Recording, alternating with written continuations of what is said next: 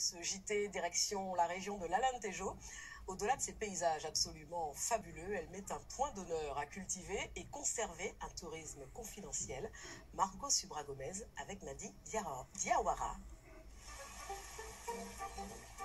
Le Portugal avait gardé le secret de ces plages interminables qui bordent l'Atlantique, vers émeraude.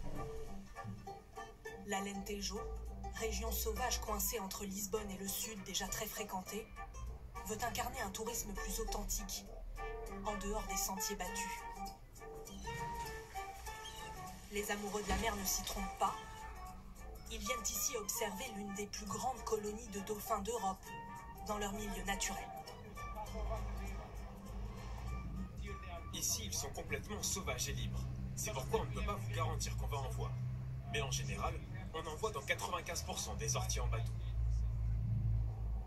Au bout d'une heure et demie de navigation, ils se laissent enfin approcher, pour le plus grand bonheur des visiteurs.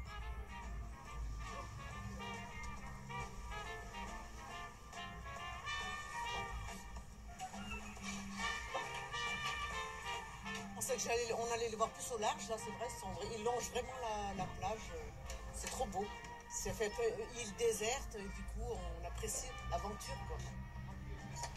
27 dauphins vivent ici, des mâles, des femelles avec leurs petits. Il y a toujours eu une colonie de dauphins ici. On les étudie depuis les années 80. Et il y a même des données de biologistes qui remontent au 19e siècle. Sans doute apprécient-ils les 130 km de côte quasi vierges de construction.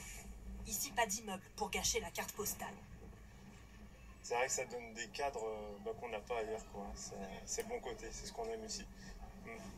Après tous ces longs mois de privation, ça fait du bien. Eh ben, ça c'est sûr. L'Atlantique, l'océan, c'est la liberté, c'est l'inverse du confinement. En s'enfonçant dans les terres, l'Alentejo dévoile ses rizières. Certains l'appellent même la Camargue portugaise. Ici, beaucoup de familles vivent de la culture du riz. Ana Pinheiro, elle, a ouvert une école de paddle. Il faut toujours regarder devant soi, jamais ses pieds. La région est un refuge de biodiversité pour 200 espèces d'oiseaux. Le paddle et son rythme nonchalant permettent d'observer la nature sans la brusquer.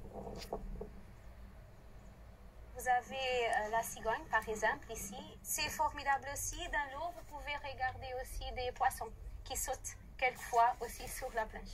C'est amusant. Dans l'Alentejo, les rizières laissent place aux vignes. Les Romains faisaient déjà du vin ici il y a 2000 ans. Pedro Pegas, lui, ne va pas tarder à vendanger. Là, c'est une vigne assez ancienne. On en a pris bien soin. C'est dans la cave que la magie opère, pour fabriquer le vin d'amphore, spécialité de la région. Le vin repose dans ces amphores centenaires. Pour empêcher l'oxydation, on le mélange avec un ingrédient étonnant. On remplit l'amphore de vin, puis on rajoute 2 cm d'huile d'olive. C'est un vin plus naturel, on ressent le goût de l'argile, de la plante. L'Alentejo, rurale et discrète, préserve ses traditions. De l'Atlantique à la frontière espagnole, elle déploie ses 1000 visages, autant de facettes du Portugal. Et c'est ainsi que s'achève cette édition. Merci beaucoup.